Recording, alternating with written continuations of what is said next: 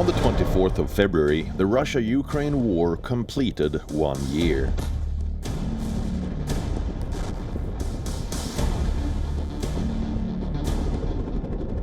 Tens of thousands of soldiers representing their countries lost their lives on both sides.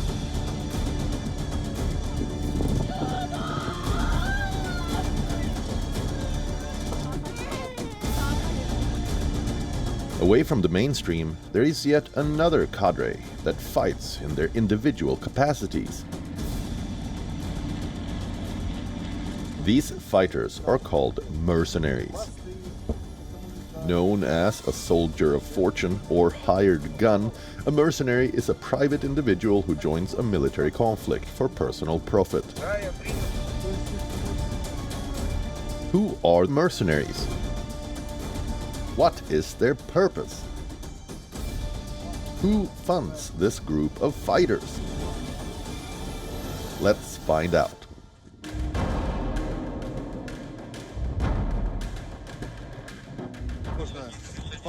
Behind me is the front line in the battle for Bakhmut. I want to congratulate all the men who are fighting here or have been wounded and hospitalized. These are military men who are fighting for our motherland.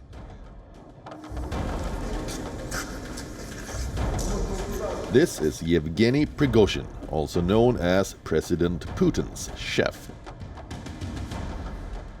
He heads the Russian private military company Wagner. The mercenaries fighting for Russia in Ukraine belong to this organization. The group is also known as the de facto private army of Russian President Vladimir Putin. The Wagner Group registered as a company in 2022 and opened its new headquarters in St. Petersburg. These were officers from the formal Russian army that had decided to work with the Wagner Group because Wagner paid more. The amount of money that Wagner Group pays varies between $1,000 to approximately $5,000, depending on the rank and order, particularly the prisoners. We're talking about very, very high criminal men, murderers, rapists, thieves, robbers, who have an evaluation of a 4-hour lifespan once they are put into the front lines. In the previous years, of course, Wagner was not only training, but employing very trained and powerful men. But they could use the military facilities for training, and did so. For example, the training, the firing ranges and things like this, and pretty much get military equipment and everything else that they needed from the Ministry of Defense.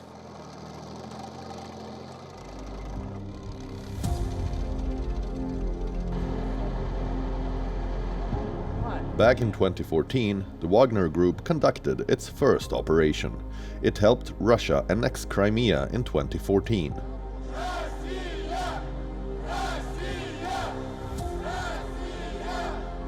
The mercenaries operated in line with regular Russian army units, disarmed the Ukrainian army and seized control over facilities. Cut to 2023.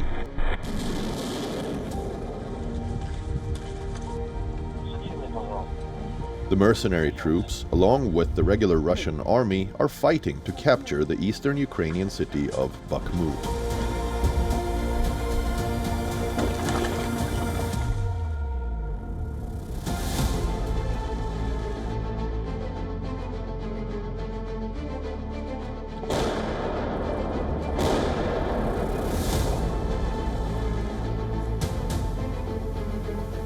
The former salt mining town has been reduced to rubble over the past few months.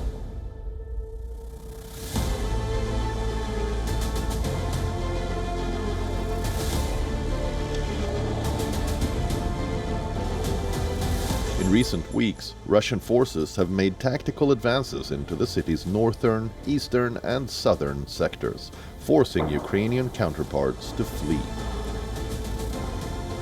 It's very important to note when Putin was speaking to his yearly address that he did not mention at all Wagner or the Kadyrivite terrorists, but he did make reference 3 times saying I'm also just because I don't mention you, I'm also thanking you. So that chain of command to date is quite clear.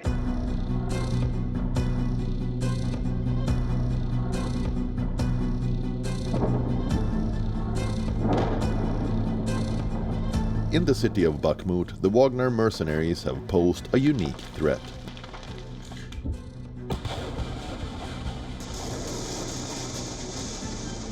The Wagner Group has supplied tens of thousands of men from Russian prisons to Moscow's war effort in Ukraine. These mercenaries have been deployed alongside conventional Russian forces and serve as cannon fodder in what the Ukrainian forces have described as a non-stop Russian assault.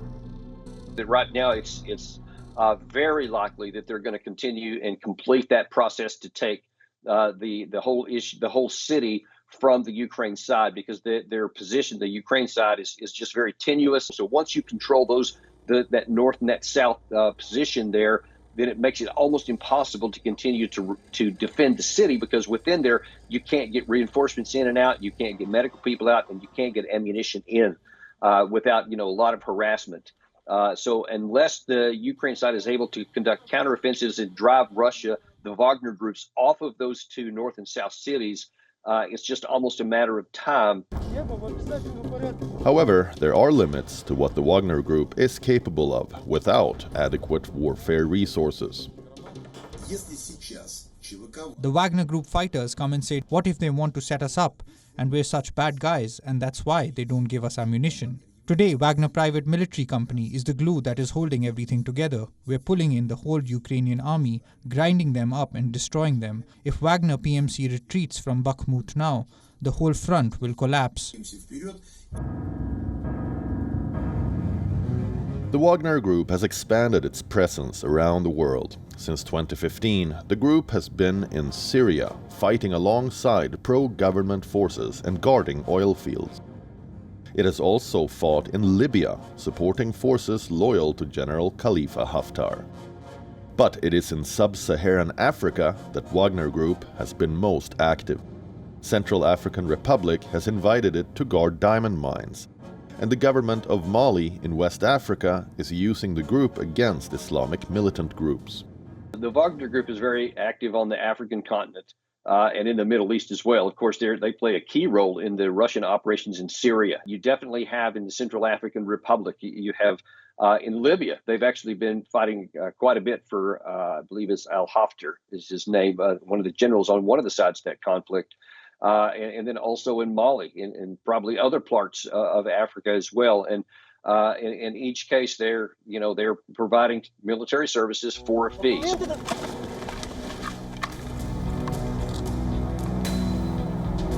On the other side of the border, the war scenes are fought by mercenaries of a different kind.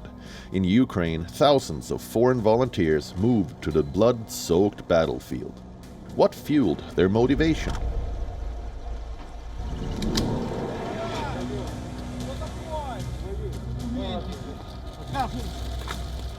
It's mainly ideological. There are very few that are actually fighting for money, because the money is very, very low. So it's not, nobody comes here to make a fortune. Unlike on the Russian side, where they're being promised relatively large amounts of money. On the Ukrainian side, if you join the Ukrainian army effectively to fight, then you're getting peanuts, and you will have spent more money buying your own equipment. The driving ideology across all the volunteers in Ukraine is that they believe that what Russia has done is totally wrong, and that the country has been invaded, people have been raped and killed and tortured, and that they have a skill which they can use to support Ukraine. An appeal from President Volodymyr Zelensky after Ukraine was invaded by Russia in 2022. Anyone who wants to join the defense of security in Europe and the world can come and stand side by side with the Ukrainians against the invaders of the 21st century.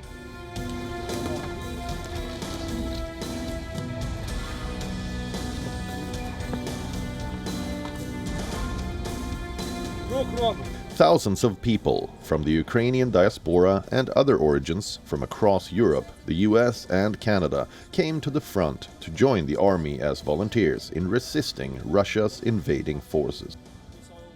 They are very constrained, especially in comparison to the Russian side.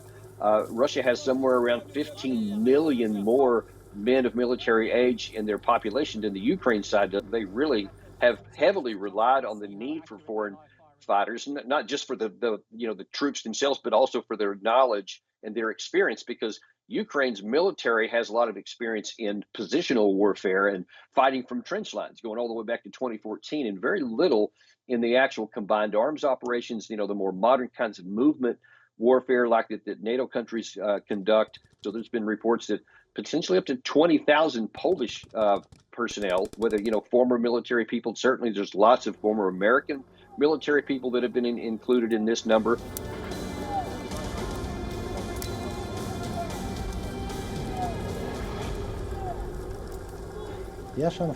My name is Alexander Shamshur. Before Russia invaded us on the 24th of February last year, I used to work as a hairdresser, but now I carry out military tasks.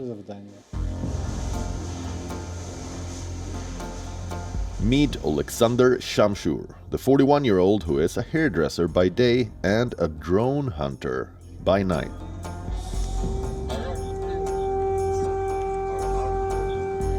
He is among the tens of thousands of volunteers helping defend the skies over Ukraine against Russian attacks.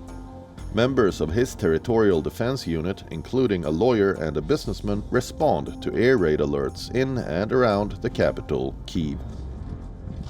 They do so by downing Iranian-made Shahed 136 drones with a restored World War II machine gun.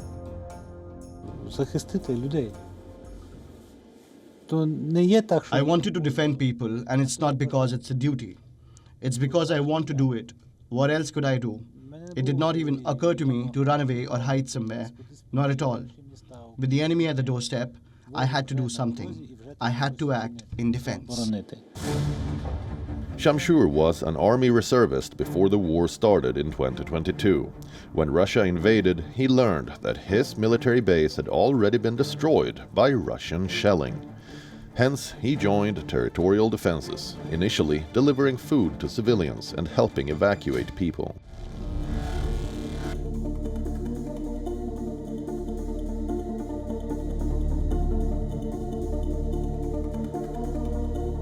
In the fall of 2007, a deadly shooting spree took place in Baghdad.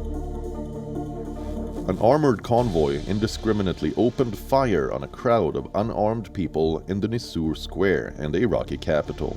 14 Iraqis were killed. This convoy of American contractors belonged to one of the world's most powerful mercenaries, Blackwater.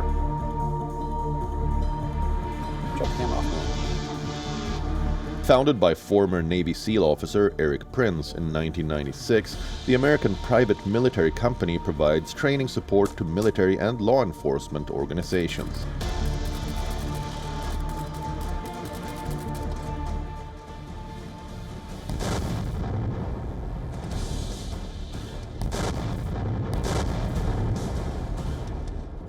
When the US invaded Iraq, vowing to end the dictatorial rule of Saddam Hussein in the year 2003, Blackwater provided security personnel to American agencies operating in Iraq. However, after the Nisour Square massacre, the private firm became synonymous with civilian killings. In 2020, the 4 convicted contractors were granted clemency by the then US President Donald Trump. This sparked an international outcry over the use of mercenaries in wars. But was the world's most infamous mercenary company disbanded? The answer is no. Instead, it has been rebranded more than once. It is now known as Academy. Blackwater, though, is very ambitious, a very ambitious organization, and so tried to take over other more operational type jobs. There were a couple of bad incidents with Blackwater where they came into contact with civilians and then killed them. American taxpayers' money was tripled. And this was a question of state responsibility. Why would the United States hire a private corporation and pay them, I think it was like 5 times more than the men and the women on the ground that were trained formally? In 2007, an internal Department of Defense census in the United States found almost 160,000 private contractors were employed in Iraq, which is approximately equal to the total US troops at the time. Fast forward to 2023, the US is still committed to keeping its military presence in Iraq. Ahead of 20th anniversary of US-led invasion, the Pentagon chief made an unannounced trip to Iraq. U.S. forces are ready to remain in Iraq at the invitation of the government of Iraq to support the Iraqi-led fight against Daesh. And we're glad to be able to support your forces and defend the Iraqi people.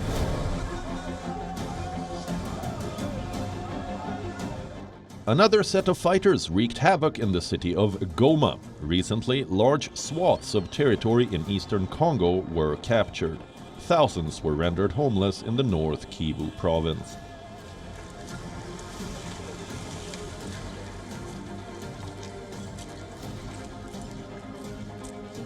Rebel groups have brought the two countries, Rwanda and the Democratic Republic of Congo, to the brink of war again.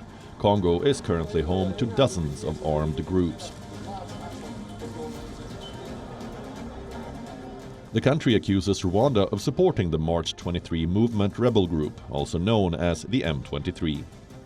Meanwhile, Rwanda is threatening a cross-border operation against Congo too, citing the existence of an armed rebel group, the Democratic Forces for the Liberation of Rwanda.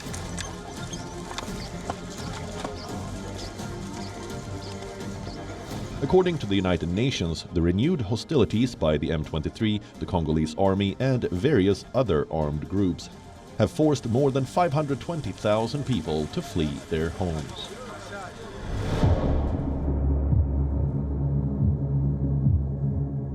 Nagorno-Karabakh, a landlocked mountainous region, the disputed enclave lies in Azerbaijan, but it fell under Armenian control during a bloody conflict that ended in a ceasefire in 1994.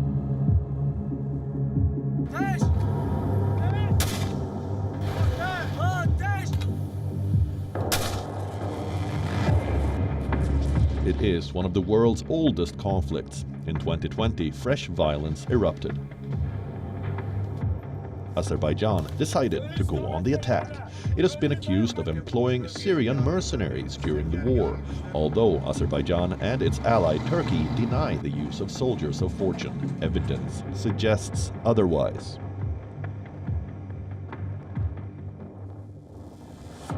I think that the situation between Armenia and Azerbaijan is kind of a symptom of a larger trend in modern warfare, and you know, a lot of it I think actually started with the U.S. Blackwater situation in the early 2000s. That kind of became a pattern. Both say, hey, this is just how you fight modern wars now, because we don't have enough troops on the ground. We've got to find some other way to get more combat power. Azerbaijan and Armenia's issue of Nagorno-Karabakh is importantly a continued part of Russian strategic separatism in the Black Sea region. And the mercenaries that were being used, unfortunately, I'm sure they were there. I'm sure that President Aliyev is very well aware of that.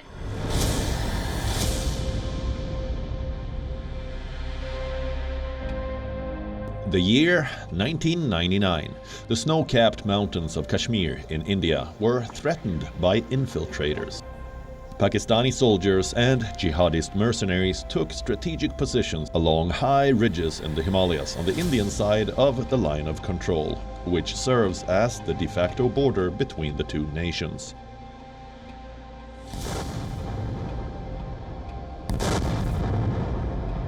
The tactical operation was ordered by Pakistan's generals, though the country publicly denies its regular soldiers were involved in the hostilities. This stance continued despite the Indian army capturing several serving soldiers. The Kargil conflict between India and Pakistan lasted for nearly 3 months. It ended with Indian armed forces declaring victory after recapturing mountain heights. The Pakistan army never issued an official list of its casualties. Today, we're carrying out the burial of 7 Pakistani soldiers who have laid down their life in combat here as a mark of respect to the soldiers who have died. If Pakistan doubts them, it is for their representatives to come and see the bodies. We have not yet received a response from Pakistan through the ICRC. It is very clear that Pakistan is fully aware of the identities of these bodies, but they do not wish to acknowledge this fact, as it would immediately expose the army's involvement in Kargil. It's been 24 years since the Kargil conflict.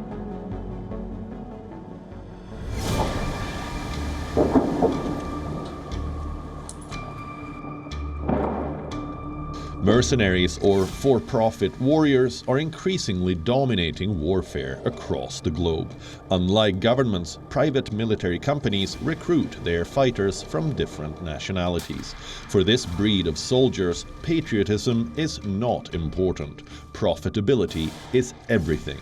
While those funding them stay out of the limelight, these soldiers of fortune are busy operating from the shadows.